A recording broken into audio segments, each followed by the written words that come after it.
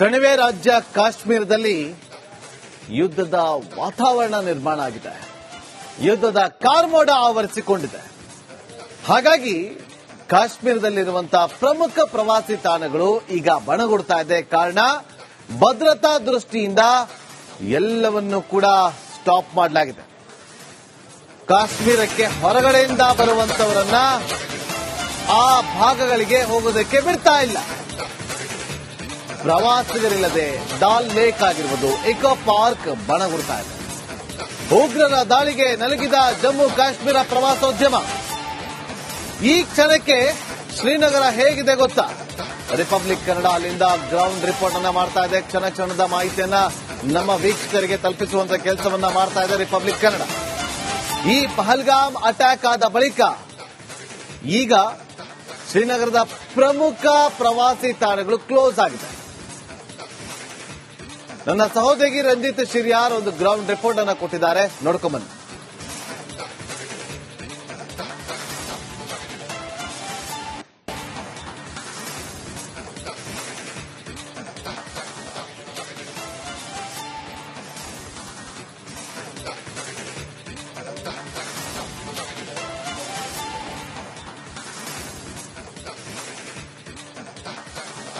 ಅದಕ್ಕಿಂತ ಮುಂಚೆ ನಿಮಗೆ ಆ ಡಾಲ್ ಲೇಕ್ ಅನ್ನ ತೋರಿಸ್ತಾ ಇದ್ವಿ. ಡಾಲ್ ಲೇಕ್ ನ ದೃಶ್ಯಾವಳಿಗಳನ್ನ ತೋರಿಸ್ತಾ ಇದ್ವಿ.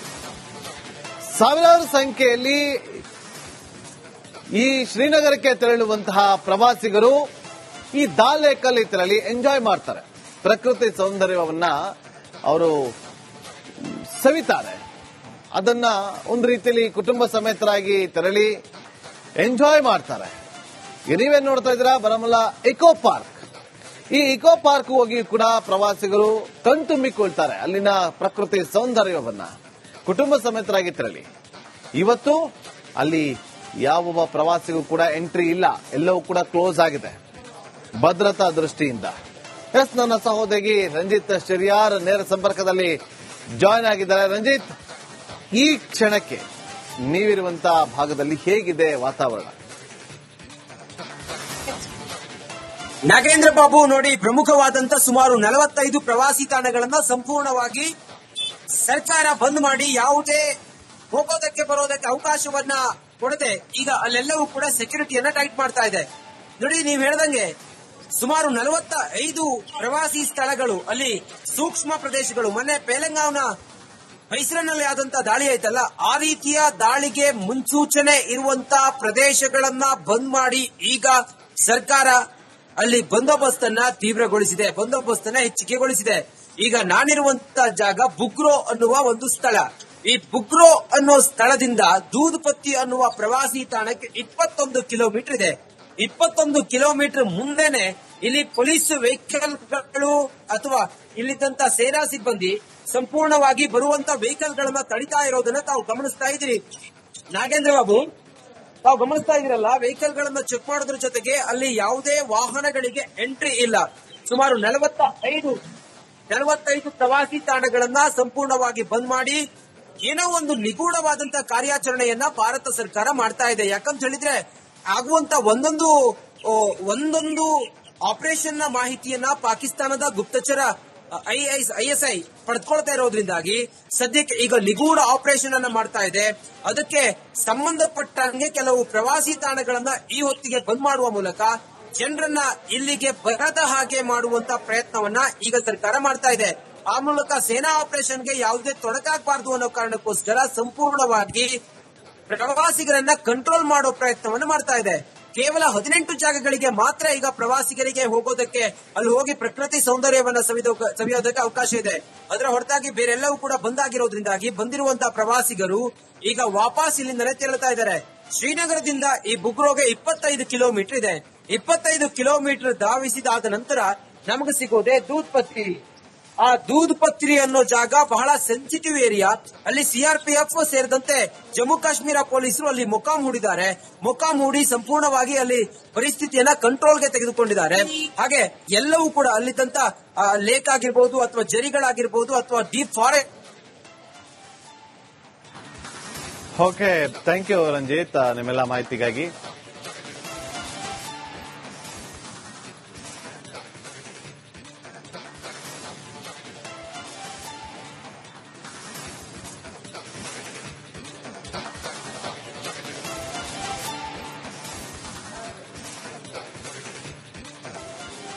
ಕಣಿವೆ ರಾಜ್ಯ ಕಾಶ್ಮೀರದಲ್ಲಿ ಯುದ್ಧದ ವಾತಾವರಣ ನಿರ್ಮಾಣ ಆಗಿದೆ.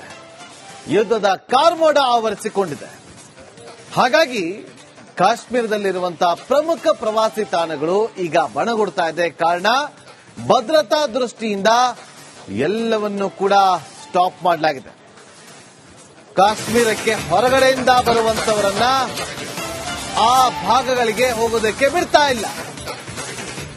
ಪ್ರವಾಸಿಗರಿಲ್ಲದೆ ಡಾಲ್ ಲೇಕ್ ಆಗಿರ್ಬೋದು, ಇಕೋ ಪಾರ್ಕ್ ಬಣಗುಡ್ತಾ ಇದೆ. ಉಗ್ರರ ದಾಳಿಗೆ ನಲುಗಿದ ಜಮ್ಮು ಕಾಶ್ಮೀರ ಪ್ರವಾಸೋದ್ಯಮ. ಈ ಕ್ಷಣಕ್ಕೆ ಶ್ರೀನಗರ ಹೇಗಿದೆ ಗೊತ್ತಾ? ರಿಪಬ್ಲಿಕ್ ಕನ್ನಡ ಅಲ್ಲಿಂದ ಗ್ರೌಂಡ್ ರಿಪೋರ್ಟ್ ಅನ್ನ ಮಾಡ್ತಾ ಇದೆ. ಕ್ಷಣ ಕ್ಷಣದ ಮಾಹಿತಿಯನ್ನ ನಮ್ಮ ವೀಕ್ಷಕರಿಗೆ ತಲುಪಿಸುವಂತ ಕೆಲಸವನ್ನ ಮಾಡ್ತಾ ಇದೆ ರಿಪಬ್ಲಿಕ್ ಕನ್ನಡ. ಈ ಪಹಲ್ಗಾಮ್ ಅಟ್ಯಾಕ್ ಆದ ಬಳಿಕ ಈಗ ಶ್ರೀನಗರದ ಪ್ರಮುಖ ಪ್ರವಾಸಿ ತಾಣಗಳು ಕ್ಲೋಸ್ ಆಗಿದೆ. ನನ್ನ ಸಹೋದರಿ ರಂಜಿತ್ ಶಿರ್ಯಾರ್ ಒಂದು ಗ್ರೌಂಡ್ ರಿಪೋರ್ಟ್ ಅನ್ನ ಕೊಟ್ಟಿದ್ದಾರೆ, ನೋಡ್ಕೊಂಡ್ಬನ್ನಿ.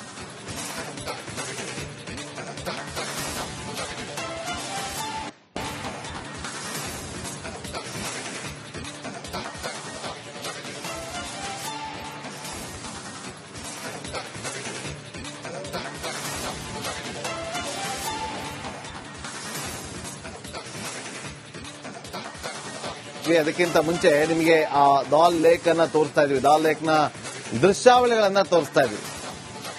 ಸಾವಿರಾರು ಸಂಖ್ಯೆಯಲ್ಲಿ ಈ ಶ್ರೀನಗರಕ್ಕೆ ತೆರಳುವಂತಹ ಪ್ರವಾಸಿಗರು ಈ ಡಾಲ್ ಲೇಕ್ ಅಲ್ಲಿ ತೆರಳಿ ಎಂಜಾಯ್ ಮಾಡ್ತಾರೆ. ಪ್ರಕೃತಿ ಸೌಂದರ್ಯವನ್ನ ಅವರು ಸವಿತಾರೆ. ಅದನ್ನ ಒಂದು ರೀತಿಯಲ್ಲಿ ಕುಟುಂಬ ಸಮೇತರಾಗಿ ತೆರಳಿ ಎಂಜಾಯ್ ಮಾಡ್ತಾರೆ. ನೀವೇನ್ ನೋಡ್ತಾ ಇದ್ದೀರಾ? ಬರಮುಲ್ಲಾ ಇಕೋ ಪಾರ್ಕ್. ಈ ಇಕೋ ಪಾರ್ಕ್ ಹೋಗಿ ಕೂಡ ಪ್ರವಾಸಿಗರು ಕಣ್ತುಂಬಿಕೊಳ್ತಾರೆ. ಅಲ್ಲಿನ ಪ್ರಕೃತಿ ಸೌಂದರ್ಯವನ್ನ ಕುಟುಂಬ ಸಮೇತರಾಗಿ ತೆರಳಿ. ಇವತ್ತು ಅಲ್ಲಿ ಯಾವ ಪ್ರವಾಸಿಗೂ ಕೂಡ ಎಂಟ್ರಿ ಇಲ್ಲ, ಎಲ್ಲವೂ ಕೂಡ ಕ್ಲೋಸ್ ಆಗಿದೆ ಭದ್ರತಾ ದೃಷ್ಟಿಯಿಂದ. ನನ್ನ ಸಹೋದರಿ ರಂಜಿತ್ ಶಿರ್ಯಾರ್ ನೇರ ಸಂಪರ್ಕದಲ್ಲಿ ಜಾಯ್ನ್ ಆಗಿದ್ದಾರೆ. ರಂಜಿತ್, ಈ ಕ್ಷಣಕ್ಕೆ ನೀವಿರುವಂತಹ ಭಾಗದಲ್ಲಿ ಹೇಗಿದೆ ವಾತಾವರಣ? ನಾಗೇಂದ್ರ ಬಾಬು, ನೋಡಿ, ಪ್ರಮುಖವಾದಂತ ಸುಮಾರು 45 ಪ್ರವಾಸಿ ತಾಣಗಳನ್ನ ಸಂಪೂರ್ಣವಾಗಿ ಸರ್ಕಾರ ಬಂದ್ ಮಾಡಿ ಯಾವುದೇ ಹೋಗೋದಕ್ಕೆ ಬರೋದಕ್ಕೆ ಅವಕಾಶವನ್ನ ಕೊಡದೆ ಈಗ ಅಲ್ಲೆಲ್ಲವೂ ಕೂಡ ಸೆಕ್ಯೂರಿಟಿಯನ್ನ ಟೈಟ್ ಮಾಡ್ತಾ ಇದೆ. ನೋಡಿ, ನೀವ್ ಹೇಳ್ದಂಗೆ ಸುಮಾರು 45 ಪ್ರವಾಸಿ ಸ್ಥಳಗಳು, ಅಲ್ಲಿ ಸೂಕ್ಷ್ಮ ಪ್ರದೇಶಗಳು. ಮೊನ್ನೆ ಪೆಹಲ್ಗಾಂನ ಮೈಸೂರಿನಲ್ಲಿ ಆದಂತ ದಾಳಿ ಆಯ್ತಲ್ಲ, ಆ ರೀತಿಯ ದಾಳಿಗೆ ಮುನ್ಸೂಚನೆ ಇರುವಂತ ಪ್ರದೇಶಗಳನ್ನ ಬಂದ್ ಮಾಡಿ ಈಗ ಸರ್ಕಾರ ಅಲ್ಲಿ ಬಂದೋಬಸ್ತನ್ನ ತೀವ್ರಗೊಳಿಸಿದೆ, ಬಂದೋಬಸ್ತನ್ನ ಹೆಚ್ಚಿಗೆಗೊಳಿಸಿದೆ. ಈಗ ನಾನಿರುವಂತ ಜಾಗ ಬುಗ್ರೋ ಅನ್ನುವ ಒಂದು ಸ್ಥಳ. ಈ ಬುಗ್ರೋ ಅನ್ನೋ ಸ್ಥಳದಿಂದ ದೂದ್ಪತ್ತಿ ಅನ್ನುವ ಪ್ರವಾಸಿ ತಾಣಕ್ಕೆ 21 ಕಿಲೋಮೀಟರ್ ಇದೆ. 21 ಕಿಲೋಮೀಟರ್ ಮುಂದೆನೆ ಇಲ್ಲಿ ಪೊಲೀಸ್ ವೆಹಿಕಲ್ಗಳು ಅಥವಾ ಇಲ್ಲಿದ್ದಂತ ಸೇನಾ ಸಿಬ್ಬಂದಿ ಸಂಪೂರ್ಣವಾಗಿ ಬರುವಂತ ವೆಹಿಕಲ್ ಗಳನ್ನ ತಡಿತಾ ಇರೋದನ್ನ ತಾವು ಗಮನಿಸ್ತಾ ಇದ್ದೀರಿ. ನಾಗೇಂದ್ರ ಬಾಬು, ತಾವು ಗಮನಿಸ್ತಾ ಇದ್ದೀರಲ್ಲ, ವೆಹಿಕಲ್ ಗಳನ್ನ ಚೆಕ್ ಮಾಡೋದ್ರ ಜೊತೆಗೆ ಅಲ್ಲಿ ಯಾವುದೇ ವಾಹನಗಳಿಗೆ ಎಂಟ್ರಿ ಇಲ್ಲ. ಸುಮಾರು 45 ಪ್ರವಾಸಿ ತಾಣಗಳನ್ನ ಸಂಪೂರ್ಣವಾಗಿ ಬಂದ್ ಮಾಡಿ ಏನೋ ಒಂದು ನಿಗೂಢವಾದಂತಹ ಕಾರ್ಯಾಚರಣೆಯನ್ನ ಭಾರತ ಸರ್ಕಾರ ಮಾಡ್ತಾ ಇದೆ. ಯಾಕಂತ ಹೇಳಿದ್ರೆ ಆಗುವಂತ ಒಂದೊಂದು ಆಪರೇಷನ್ ನ ಮಾಹಿತಿಯನ್ನ ಪಾಕಿಸ್ತಾನದ ಗುಪ್ತಚರ ಐಎಸ್ಐ ಪಡೆದುಕೊಳ್ತಾ ಇರೋದ್ರಿಂದಾಗಿ ಸದ್ಯಕ್ಕೆ ಈಗ ನಿಗೂಢ ಆಪರೇಷನ್ ಅನ್ನ ಮಾಡ್ತಾ ಇದೆ. ಅದಕ್ಕೆ ಸಂಬಂಧಪಟ್ಟಂಗೆ ಕೆಲವು ಪ್ರವಾಸಿ ತಾಣಗಳನ್ನ ಈ ಹೊತ್ತಿಗೆ ಬಂದ್ ಮಾಡುವ ಮೂಲಕ ಜನರನ್ನ ಇಲ್ಲಿಗೆ ಬರದ ಹಾಗೆ ಮಾಡುವಂತ ಪ್ರಯತ್ನವನ್ನ ಈಗ ಸರ್ಕಾರ ಮಾಡ್ತಾ ಇದೆ. ಆ ಮೂಲಕ ಸೇನಾ ಆಪರೇಷನ್ಗೆ ಯಾವುದೇ ತೊಡಕಾಗಬಾರದು ಅನ್ನೋ ಕಾರಣಕ್ಕೋಸ್ಕರ ಸಂಪೂರ್ಣವಾಗಿ ಪ್ರವಾಸಿಗರನ್ನ ಕಂಟ್ರೋಲ್ ಮಾಡೋ ಪ್ರಯತ್ನವನ್ನು ಮಾಡ್ತಾ ಇದೆ. ಕೇವಲ 18 ಜಾಗಗಳಿಗೆ ಮಾತ್ರ ಈಗ ಪ್ರವಾಸಿಗರಿಗೆ ಹೋಗೋದಕ್ಕೆ, ಅಲ್ಲಿ ಹೋಗಿ ಪ್ರಕೃತಿ ಸೌಂದರ್ಯವನ್ನ ಸವಿಯೋದಕ್ಕೆ ಅವಕಾಶ ಇದೆ. ಅದರ ಹೊರತಾಗಿ ಬೇರೆಲ್ಲವೂ ಕೂಡ ಬಂದಾಗಿರೋದ್ರಿಂದಾಗಿ ಬಂದಿರುವಂತಹ ಪ್ರವಾಸಿಗರು ಈಗ ವಾಪಸ್ ಇಲ್ಲಿಂದಲೇ ತೆರಳುತ್ತಾ ಇದ್ದಾರೆ. ಶ್ರೀನಗರದಿಂದ ಈ ಬುಗ್ರೋಗೆ 25 ಕಿಲೋಮೀಟರ್ ಇದೆ. 25 ಕಿಲೋಮೀಟರ್ ಧಾವಿಸಿದಾದ ನಂತರ ನಮಗೆ ಸಿಗೋದೆ ದೂದ್ಪತ್ರಿ. ಆ ದೂದ್ಪತ್ರಿ ಅನ್ನೋ ಜಾಗ ಬಹಳ ಸೆನ್ಸಿಟಿವ್ ಏರಿಯಾ.